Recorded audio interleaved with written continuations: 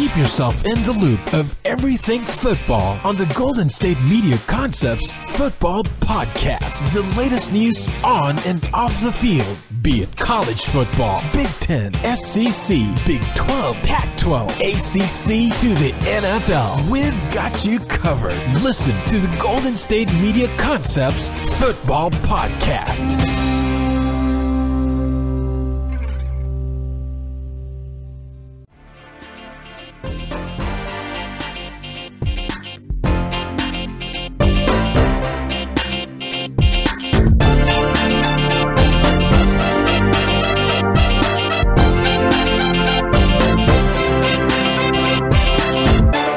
Alright, and welcome to the GSMC Football Podcast.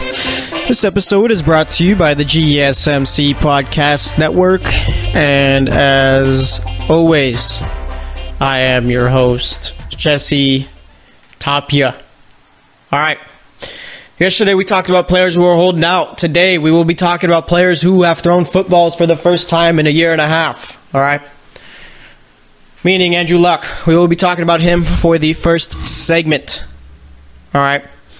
And, you know what? I'll save my thoughts on Andrew Luck once I get going with this first segment. But nonetheless, let me tell you what else we got going on. Okay? We got Josh Gordon saying that the Browns have the best wide receiver corps in the league. I'm inclined to believe him, actually.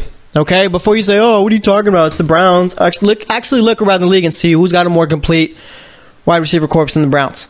Okay. We'll get to that in the second segment. We got Lamar Jackson lining up on different sides of the field in the same formation as Joe Flacco.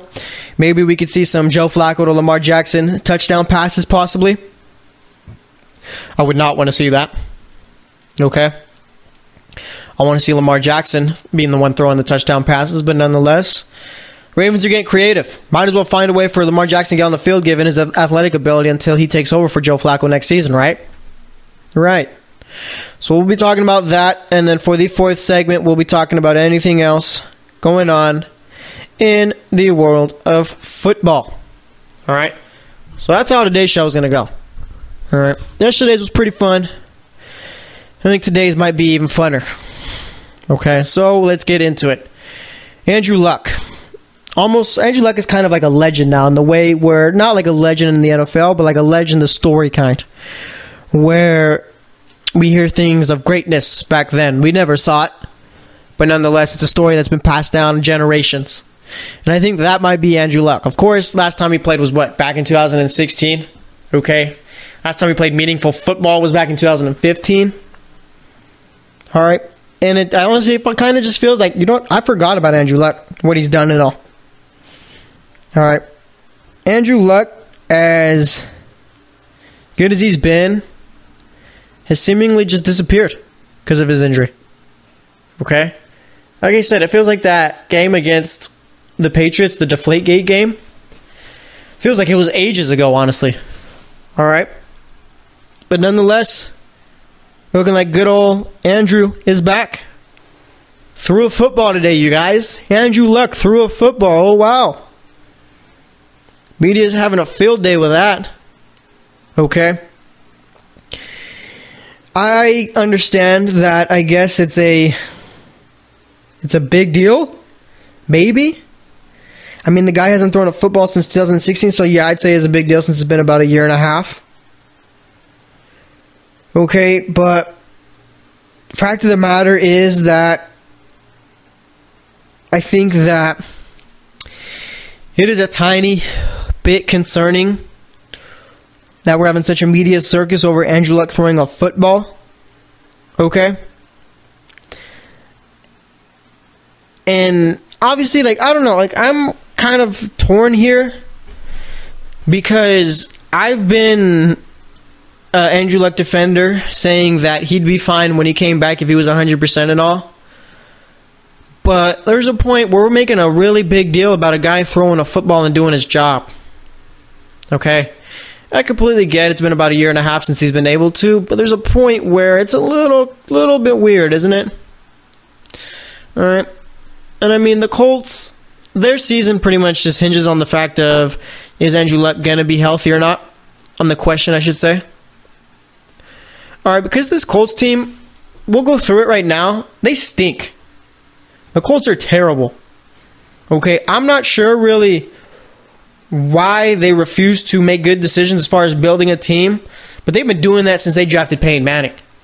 Okay, meaning that they never really put a truly great team around Manning. And Luck has never really played with anything great. I mean, just look at it. Look at the running backs. Okay, Josh Ferguson, Nyheim Hines, Marlon Mack, Christine Michael, Robert Turbin, Jordan Wilkins. The only notable names there are Christine Michael, Robert Turbin, and Marlon Mack, and I'll tell you why. Marlon Mack played about maybe a few games last season, looked good. All right, so you probably picked him up off the waiver wire, threw him on your bench, but never really put him into the starting lineup because other than that, he only played really great for 3 games.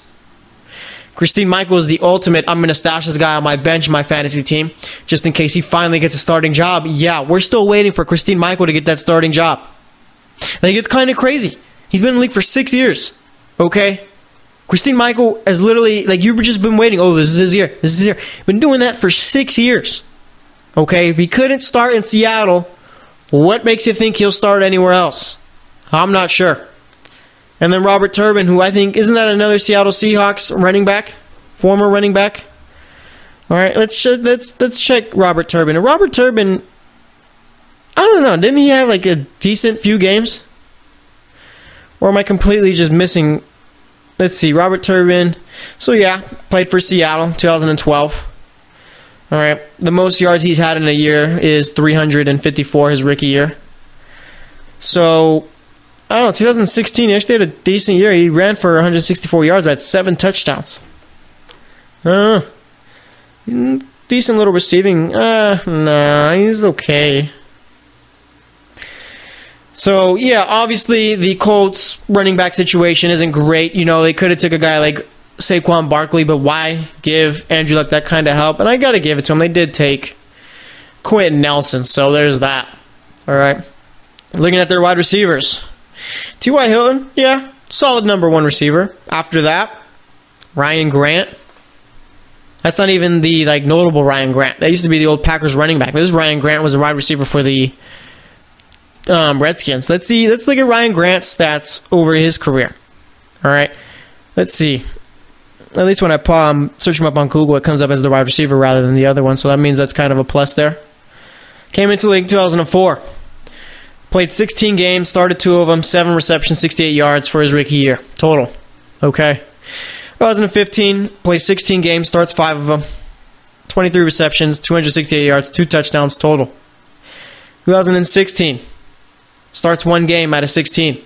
9 receptions, 76 yards. Yeah, for the season. Okay. And then 2017, he starts 7 games out of 16. Catches 45 passes, 573 yards, 4 touchdowns. Is that really supposed to be their number 2, or are they going to go with like a guy like Chester Rogers maybe? They took Deion Kane late in the draft.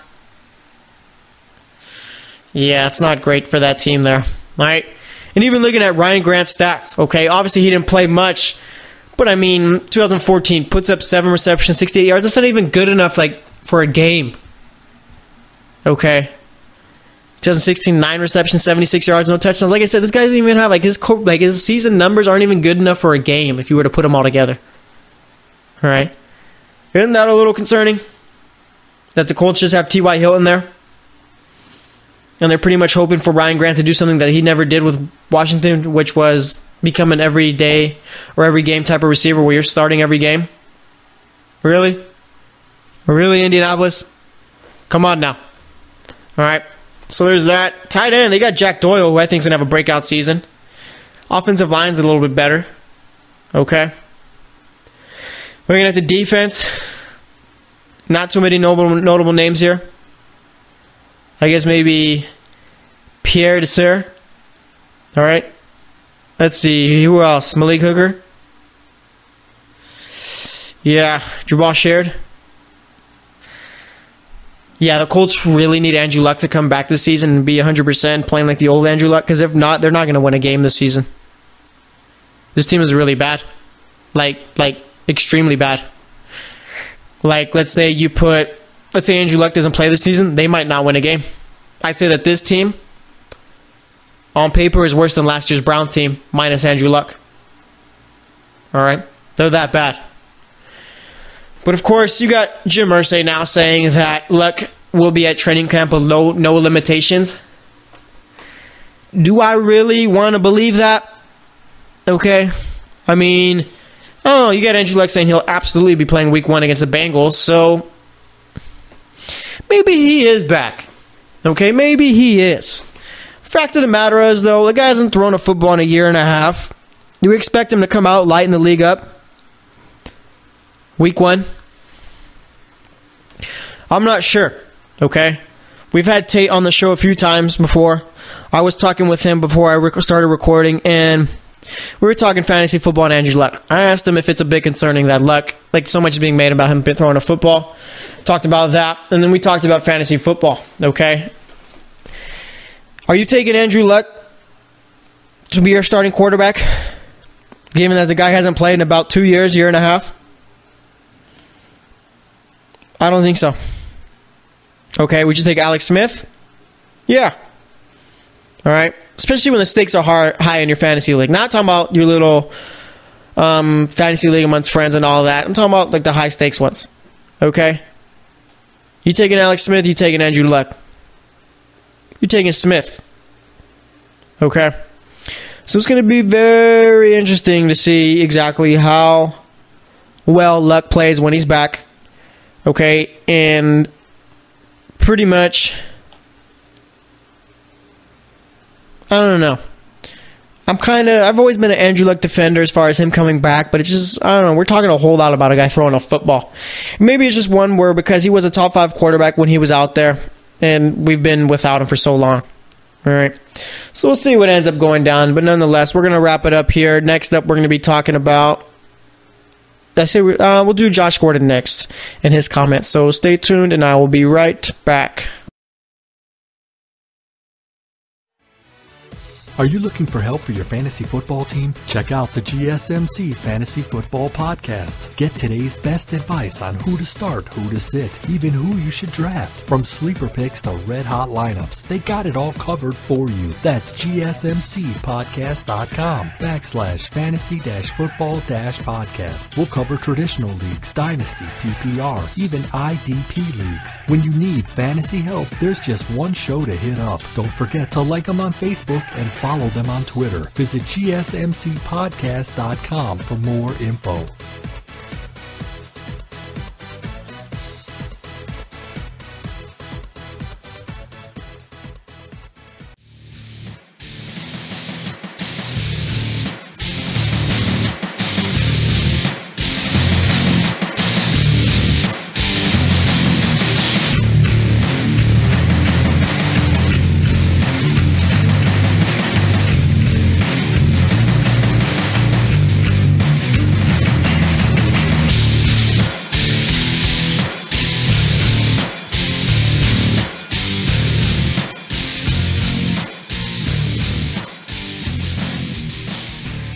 All right, and welcome back to the GSMC Football Podcast. We spent that first segment talking about the fact that Andrew Luck finally threw a football, you guys. He's back.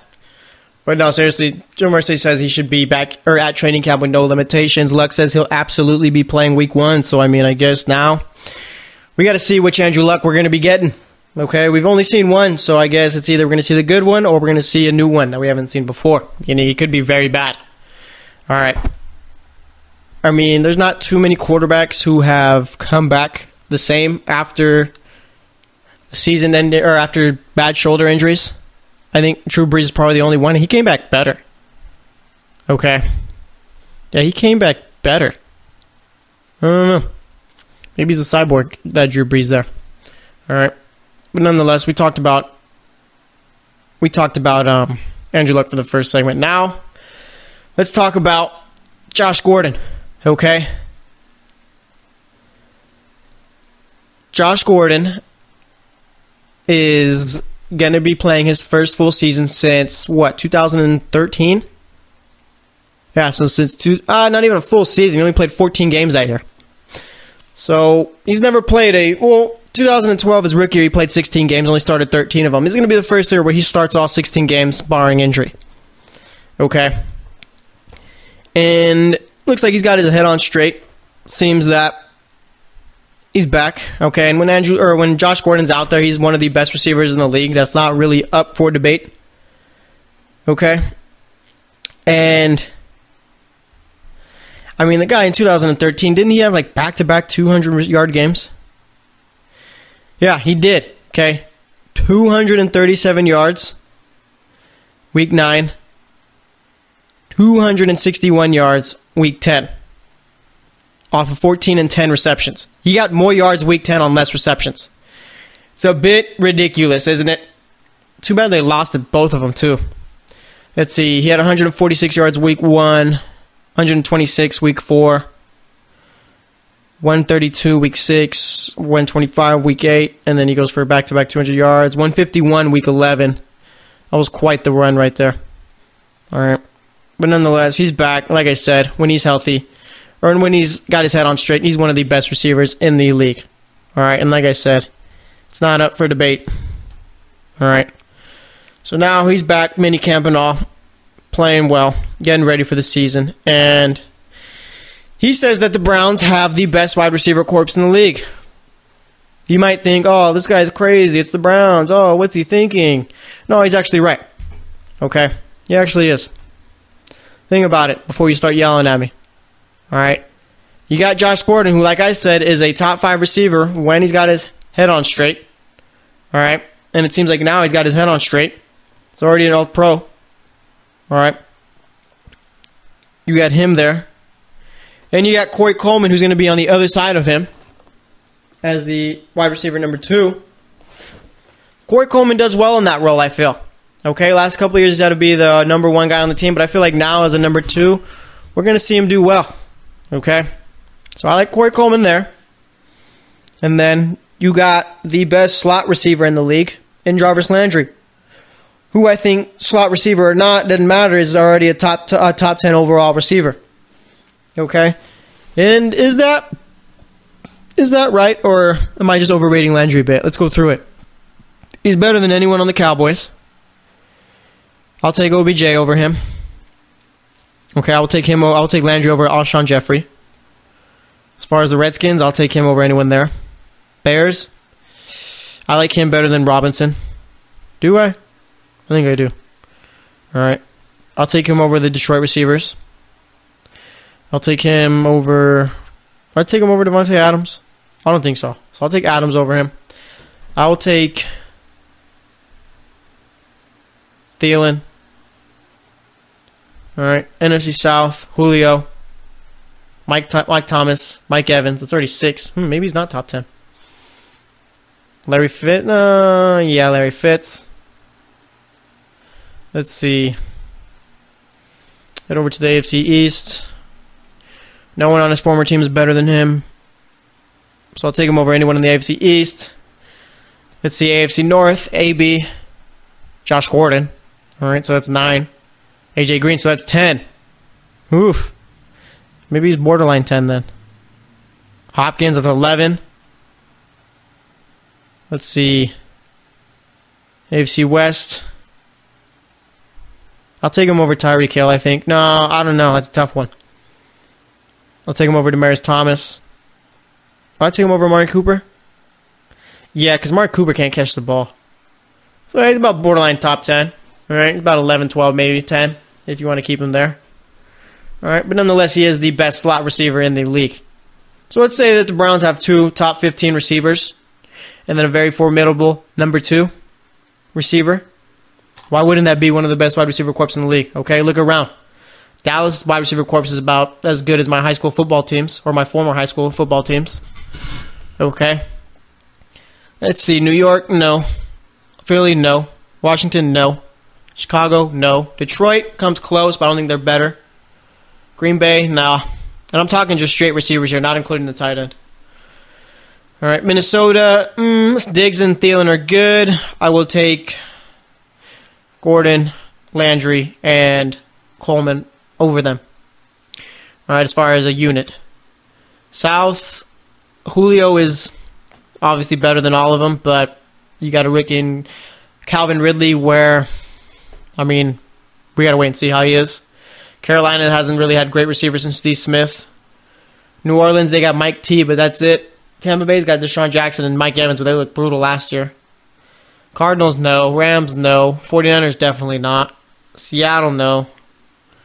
Buffalo, I mean, Corey Coleman would be the best receiver on that team.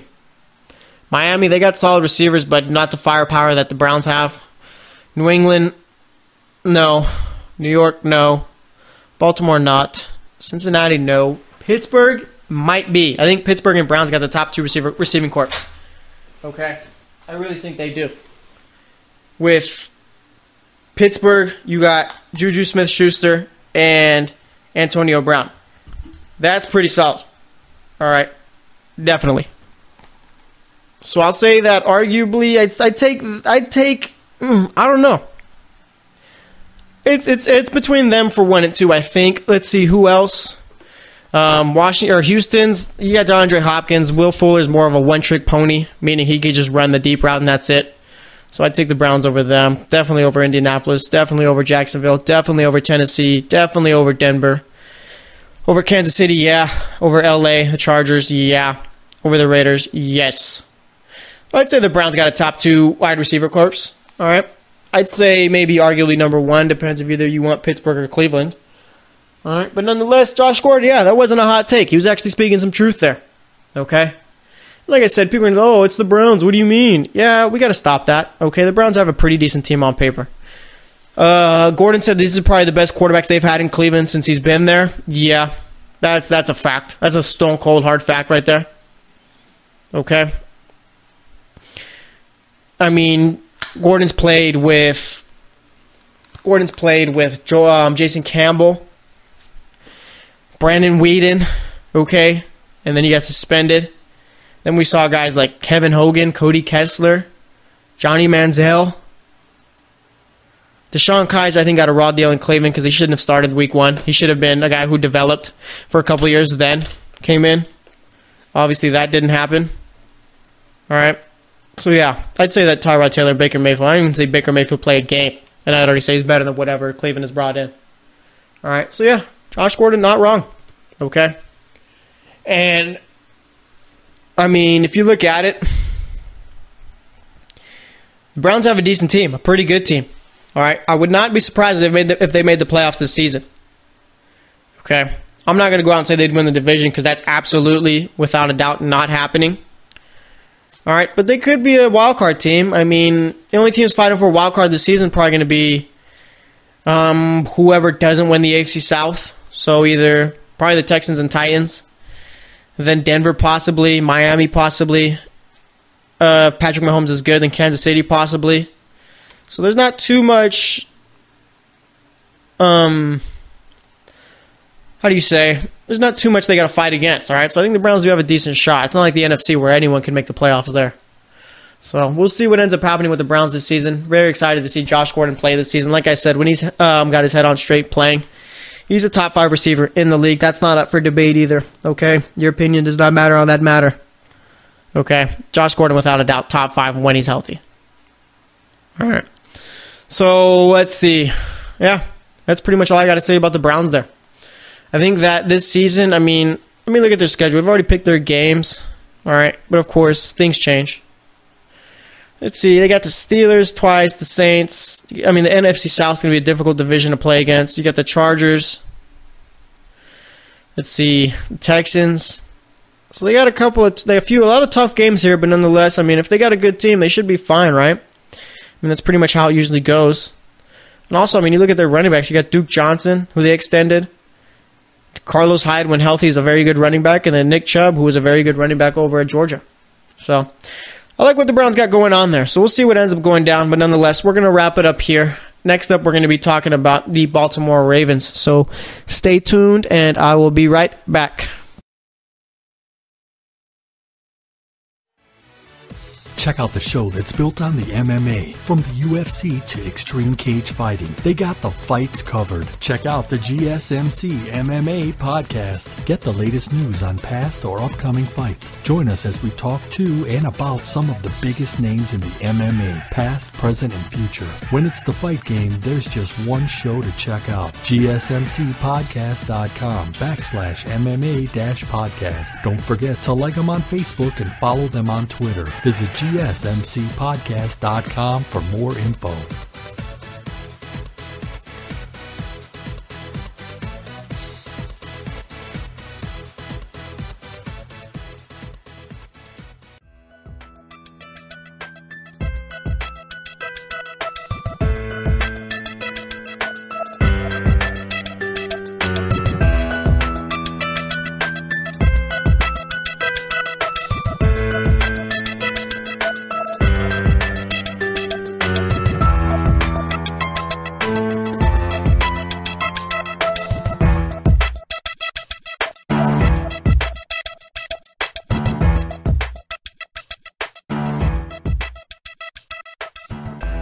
All right, and welcome back to the GSMC Football Podcast. We spent these first two segments talking about Andrew Luck and the Cleveland Browns, more so Josh Gordon, his comments. Good comments, not bad comments. All right, but nonetheless, we talked about that. Now we're going to head over to Baltimore. All right, the Fighting Joe Flacco's out there. I mean, that's not necessarily a good nickname either, just given the fact that Joe Flacco's a terrible quarterback. But nonetheless, I mean, you got John Harbaugh getting kind of creative here, okay? Obviously, they took Lamar Jackson, I'm assuming, to take over Joe Flacco once he's done, okay? Which is going to be after this year. All right, I believe after this year, the Ravens don't have to play Joe Flacco anymore, guaranteed money, so that's a plus there. Congrats. All right, maybe we could throw a party for the Ravens or whatnot. And, I mean, I guess Joe Flacco hasn't really been looking good so far in minicamp and whatnot. But, of course, I mean, it's just football guys throwing passes and short, so I can't really look too much into it, right? But nonetheless, I mean, like I said, Joe Flacco, he's got a Super Bowl win. So does Trent Dilfer. All right, let's see. What other quarterbacks that weren't that good have Super Bowl wins? Peyton Manning with the Denver Broncos. All right, that last Super Bowl that he won when he retired. Peyton Manning was hot garbage that year. Like, hot garbage. Like, terrible. Like, it was like ridiculous how bad Peyton Manning was that year. Okay? I mean, the guy couldn't even throw a football. Right. And let's look at Peyton Manning's stats that last year. There's no way they could be good either. All right. Let's see. And he's one of the greatest quarterbacks of all time. But 2015 year, he played 10 games, started 9 of them. All right. They went 7-2 in those 9 starts, but let's not lie to ourselves. That's because the defense threw for 2,200 yards. Look at it. 9 touchdowns. This is my favorite one here. 17 picks. Okay. Like, Manning was all-time bad that last year. And I'm not going to fall for the whole, we're going to act like Peyton Manning won that Super Bowl for them in 2015. No. Okay? Let's look at it. This is playoff stats. 3 games. Obviously, 3 wins. 539 yards, 2 touchdowns. Let me see if I can find the game logs of his postseason that year. All right. Let's see. We're going to find it here. I got to go somewhere else for it. Playoffs. So I played Pittsburgh week 1. He threw 37 passes, which is ridiculous. 222 yards, no touchdowns, no picks. That defense must have been so good. All right. There's an all-time great defense there. So let's see. Game 2, they play the Patriots. They win that one 20-18. Manning throws for a whopping 176 yards. They throw for 2 touchdowns. All right. And then the Super Bowl. It was bad. They win that 24-10. Okay. Listen to this. 13-23. 141 yards. 1 interception. Okay. Does that sound good to you? No, it does not. Let's look at Trent Dilfer's stats, that postseason run that the Ravens had. And that was like the same thing with Peyton Manning 2015 with Dilfer back in 2000, is that Dilfer was playing behind an all-time great defense. Okay. Let's see. Let me see real quick. It's game logs for the postseason. Are you serious? He went 9 of 14 in a game. The guy threw 25 passes. That was his most of the postseason. 130 yards his first game, threw a touchdown. Second postseason matchup against Tennessee. Throws for, 16 attempts, 117 yards. Then against Oakland, 9 completions, 18 attempts, 190 yards, 1 touchdown, 1 interception. Then in the Super Bowl where they win, 12 completions, 25 yards, 153 yards, 1 touchdown. That is brutal. All right. And let me look at Flacco's before we get into the whole Lamar Jackson playing different positions. All right. Let's see. Did Joe Flacco have a solid postseason run? Back in, what was it? When they won the Super Bowl? 2012? I think it was 2012. Let's see. We'll go to game logs. And, I mean, that was brutal, Trent Dilfer. Like, that was all-time bad right there. So, let's see. Yeah, that was the year they won the Super Bowl. Flacco was all right. I mean, he wasn't great. Against Indy in his first game, throws for 282 yards, 2 touchdowns. Then against Denver, 331 yards, 3 touchdowns. I think that was the game where, wasn't that the game where Denver gave up like a last-minute bomb of a touchdown, last second or something like that, in overtime, I think? I think it was. Something like that, I think. So he throws for 331 yards, 3 touchdowns there, 240 yards against New England in the conference championship game, 3 touchdowns, and then Super Bowl throws for 287 yards, 3 touchdowns there. So Flacco wasn't that bad. Not as bad as Manning and Dilfer or whatnot, but I mean, as far as the Ravens working Lamar Jackson at other positions with Flacco playing quarterback, I mean, why not? Okay, I'm sure that their plan is for Lamar to be their starting quarterback next season, but it's just more so you're trying stuff out, seeing what works, seeing if you could find some different fits or whatnot. I mean, this could just be a trap where they're like, oh yeah, Lamar, you're just going to be a wide receiver for us forever, but I mean, I don't have any problem with them trying to work him into different positions as far as different formations and stuff. I mean, we've seen the Wildcat and all that. Miami was the best to run it. After that, it was just kind of teams tried copying it. It never really worked. All right, but I mean, it could work with Lamar Jackson. All right, and I can't see them having them run routes and all that.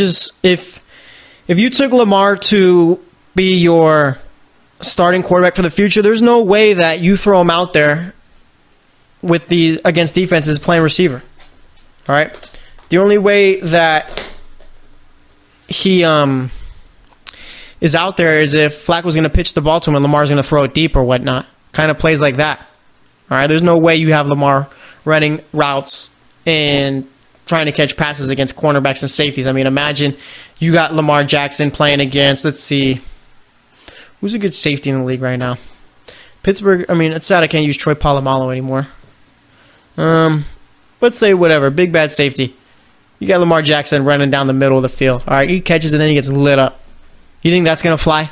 No, there's no way that Lamar Jackson is going to be playing receiver or anything like that for the Ravens. I don't see it. All right. And as far as Joe Flacco goes, I mean, I'm curious. Let's say that like Flacco tears it up this season somehow, some way. They make the playoffs. You keep Flacco around still? I think you do. I don't think another year of development would hurt Lamar Jackson. All right. Nonetheless, I mean, I'm excited to see what the Ravens do with Lamar Jackson, meaning not this year, but more so in years to come, because we're not going to see too much of him this season, I feel. We're not going to see too much of him, because if Flacco just stinks it up and gets benched, you're going to see RG3 coming in. All right. But nonetheless, I mean, this does give John Harbaugh another year, okay, to keep his job. Meaning, I always go back to the Ravens owner talking about how it did cross his mind as far as whether or not he should fire Harbaugh since they didn't make the playoffs again. If that's crossing your mind, and let's say that they don't draft Jackson and don't make the playoffs again with Flacco, then Harbaugh was about as good as gone. And you'll see coaches do this too, where you've already got your established quarterback, or he's been your established quarterback, but more so it's starting to go down a bit. You're going to go draft a quarterback just to show, you know what, give me time with this guy, and we'll do better. All right? So I think that's what it all was there. And I think Lamar Jackson, I mean, he is one of the biggest playmakers in this draft, or was one of the biggest playmakers in this draft. All right, he could arguably be one of the best quarterbacks in this draft. It's just people see quarterbacks who run and instantly think, oh yeah, he's the running quarterback, that's it. Like Lamar Jackson ran a pro-style offense at Louisville. It's not like the dude was running the read option every play.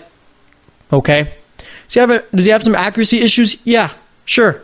So does Josh Allen, but that still let him go 7th. Okay? Josh Allen had accuracy issues playing in the Mountain West. Okay? And that's one thing I don't like about Josh Allen is if he's as good as he was, then you should have did better in the Mountain West, right? I mean, you got big bad Fresno State out there. Oh, wow. All right. But nonetheless, as far as this season, I'm not really sure what to expect for the Ravens, from the Ravens. I mean, if they miss out on the playoffs, Flacco's done. Okay?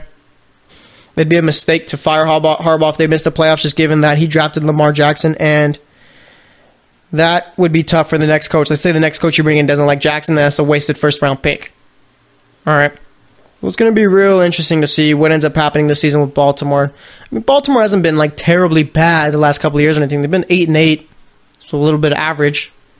But nonetheless, I mean, that's not good enough for Baltimore. They are a team who do want to make the playoffs year after year, and I do understand why.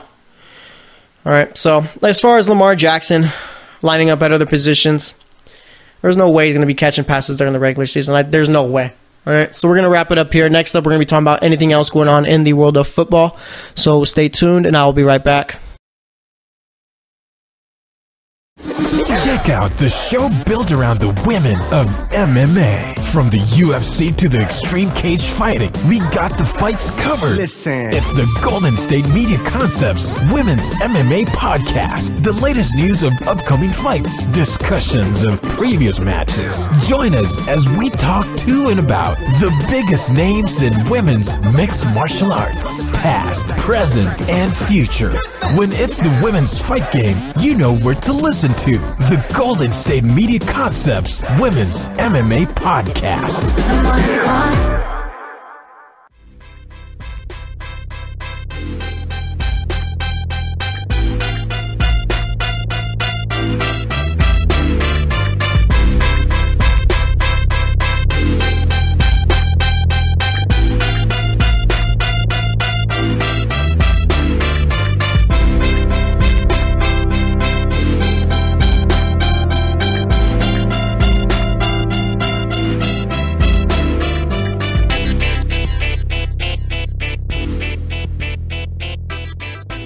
All right, and welcome back to the GSMC Football Podcast. So far today, we've talked about Andrew Luck, Josh Gordon, saying that the Browns have the best wide receiver corps in the league.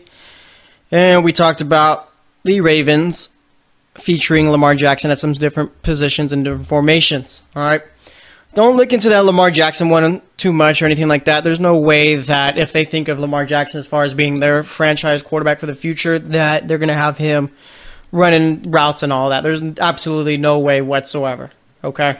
Unless they're just dumb. That's it. All right, nonetheless, we talked about that. Now we're going to talk about anything else going on in the world of football. So the Los Angeles Rams are ordered to pay Reggie Bush $12.5 million for an injury he sustained when he was with the 49ers, I believe it was. Let's see. I think it was with the 49ers. He was taking a punt back. All right, ran out of bounds. They had some concrete. He slips, torn a lateral meniscus, ended his season, and now he gets paid. Okay? And I don't know why the Rams are still trying to fight it. I mean, that's their fault. Why are you going to have concrete there? All right? I mean, I guess it's good that they left St. Louis. Now they're not playing in that dome, but, I mean, come on now. Okay? Josh McCown's also been injured there. All right? And Reggie Bush, man, what a player he was, right? Not in the NFL, but more so in college with USC. Definitely one of the more exciting college football players of all time, if not the most exciting. I mean, I remember being a little kid. USC is like the first, Reggie Bush USC team with Matt Lyon is probably like the first memory I ever had of watching college football. All right, and what a memory it was to start. I mean, just seeing Reggie Bush get the ball and pretty much run like you're playing backyard football. Okay, just give Reggie the ball, get out his way, let him do whatever he wants. All right, and I thought, man, when this guy goes to the NFL, he's going to be one of the best. And it turns out, yeah, that doesn't really work in the NFL. But nonetheless, I mean, Reggie Bush, he didn't have like a bad NFL career, I wouldn't say. Okay? I mean, he wasn't probably what everyone expected him to be. He's kind of like... Christian McCaffrey's kind of like Reggie Bush, I'd say. Yeah, he's exactly like Reggie Bush. All right, except Reggie Bush was better, way better in college. But McCaffrey, I don't know. I don't know if I want to say way better. All right, just given the fact that McCaffrey was great over there with Stanford. Pretty much their entire offense. All right. But nonetheless, I mean... Yeah, Reggie, I'm not sure if it's not... like, can we say that he never lived up to expectations, or were the expectations just way too high given his play style? All right. I mean, he's a Super Bowl champ. Had a couple 1,000-yard seasons. I think the last team he played for was Buffalo, 2016. I mean, 12 carries, -3 yards. That's not great. Played 11 years, so I could say he had a successful NFL career. Obviously, not what everyone expected it to be, but nonetheless, you play 10-plus years in the NFL. That's successful. I don't care what anyone says. People don't realize that, too. People always look at the stats and not realize that it's difficult to stay in the NFL for a while. I mean, that's why they call it not for long. You last more than 10 years, you obviously did something right there. All right? Even if you were going team to team. But nonetheless, yeah, Reggie Bush going to be getting cashed out, getting $12.5 million from the Rams. They're going to try and do a retrial, but I don't know. It's pointless. There's no way you win it. I mean, the concrete was there. We saw that's their fault. They're liable for it. Is that the right word? I don't know. All right, but nonetheless, that's going on. Let's see what else is going on. You got Antonio Brown. He doesn't like the media. They put too much pressure on him. All right. Brown's got to suck it up here, right? I mean, what do you expect the media to do? You're one of the... I don't... Like, the players want it both ways. They want to be regarded as the best and just have the media off their backs. I don't understand it. You knew what you signed up for, okay? You want to do the whole business is booming type of stuff, all right? Drive around the Rolls Royce and all that and do that. Be the best receiver in the league, but you don't want the media to be around. It doesn't work that way. If you stunk, yeah, media wouldn't talk to you, okay? But nonetheless, he says that the media puts too much pressure, and that requires him to put a lot of pressure on himself. He says they're always talking about him and stuff. Yeah, you're the best player in the NFL. Like, I don't know, dumbest thing I've seen all day from anyone. All right, Antonio Brown's comments. Like, you can't have it both ways. If you don't like it, retire. Okay? And if you're not going to retire, then get over it. I'm always backing up the players and stuff, but it's not like this is different. Okay? Because it makes no sense whatsoever. Well, I guess it does, but it makes sense, but you can never have it that way. It's just the media won't do their job. You don't want the media to be around you all the time. Go play for the Cincinnati Bengals. No one ever talks about the Bengals. Right? When has anyone ever talked about the Bengals? Okay? You don't want the media around, then don't play for a team who's won 6 Super Bowls. Don't play for a team who is historically great. Don't play for a team who is a Super Bowl contender for this season. It's that easy. Wow, I just fixed all your media problems there. All right? Go play over in Tampa Bay where they don't care. Go play over in Cincinnati where the media doesn't care. Okay? I mean, it's not that hard. If you don't like it, go to a small media market. All right? I mean, I don't get these NFL players sometimes. Try to defend them, but sometimes they just say a lot of dumb stuff. All right? But there's that going on. And then you got David Johnson. He started his holdout. I think I mentioned yesterday that he could be a guy who could start his holdout today. I think I predicted Kirk Cousins going to the Vikings too. I think I might be an NFL insider now. Or maybe I know how to put 2 and 2 together better than most. I don't know. But nonetheless, yeah, David Johnson skipping out on mandatory minicamp. Cardinals got to pay him, and there's no other way around it, okay? They do. You can't just go and, like, he's on the last year of his deal. He's set to make $1 million. One of the best running backs in the league. You got to pay him. If I'm David Johnson, I'm doing what I said Odell Beckham Jr. should do. If you're not going to pay me what I want, I'm not going to play this season. All right? Because, I mean, yeah, you've been missing out on $1 million, but you're an NFL player. I'm sure you got some money saved up or whatnot. Well, I'm sure he's got endorsements and all that. So, I mean, it's in the Cardinals' best interest to pay him too, especially given that you got Sam Bradford. Yeah, there's no way that the Cardinals don't pay him before week 1. Okay? Absolutely zero way. I mean, if you're the Cardinals, think about it, okay? let's say David Johnson goes into the GM's office, tells him, yeah, I'm not going to pay until you play until you pay me. Okay? If you're the Cardinals GM, you think, okay, well, what would that look like? We would be without one of the best running backs in the league, probably a top 2 running back in the league. Okay, that's not great. We get Sam Bradford on our team where he's not good enough to lead our team to wins. That's not great. Also very injury prone. Let's say Bradford gets hurt. Oh, we got to throw Josh Rosen out there, our rookie quarterback. We don't really want him throwing the ball a whole bunch since our star running back's not on the field. All right, given that, let's say that Rosen isn't ready for that, needs to develop some more. He loses confidence. That's not great either. Okay? Also, we don't have David Johnson out there. That takes a whole other dimension out of our offense. Now we're just going to be playing against 6 DBs the entire time because they don't need to stack the box. You get what I'm saying here? You get why I say it's in the Cardinals' best interest to pay the guy? Why wouldn't you? Honestly. It would make no sense. All right? But nonetheless, there's that. Like I said, Aaron Donald's holding out. Julio Jones, I mean, Julio has no leverage, so he's not going to get paid this season. All right, there's no way he's sitting out this season. And by the time he's 32, by the time his contract's up, he's going to be 32. All right? I mean, I think the Falcons are in a real good spot right here. All right. But nonetheless, going back to David Johnson, like I said, he's going to get paid. There's no doubt about that. If they don't, then the Cardinals are the dumbest organization in the history of sports. All right. But like I said, we're going to wrap it up here. Let's see. Today we talked about Andrew Luck. He's throwing a football again. John Irsay says, is it Jim Irsay? I think it's Jim Irsay, yeah. Jim Irsay says that he's going to be at training camp with no limitations. And I don't like how Jim Irsay speaks for the team a lot. You're not Jerry Jones, bro. Sit down. All right, Andrew Luck says he'll absolutely be out there for week 1 against the Bengals. Segment 2, we talked about Josh Gordon saying that the Browns have the best wide receiver corps in the league. They do, arguably. He's not wrong. Okay. Third segment, we talked about Lamar Jackson lining up in different positions for the Ravens so far in minicamp. Yeah, don't look into that at all. Okay.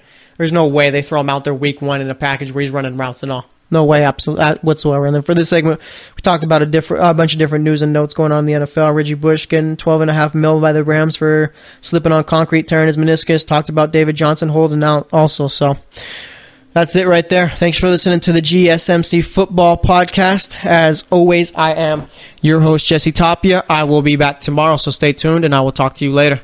You've been listening to the Golden State Media Concepts Football Podcast, part of the Golden State Media Concepts Podcast Network. You can find this show and others like it at www.gsmcpodcast.com. Download our podcast on iTunes, Stitcher, SoundCloud, and Google Play. Just type in GSMC to find all the shows from the Golden State Media Concepts Podcast Network, from movies to music, from sports to entertainment, and even weird news. You can also follow us on Twitter and on Facebook. Thank you, and we hope you have enjoyed today's program.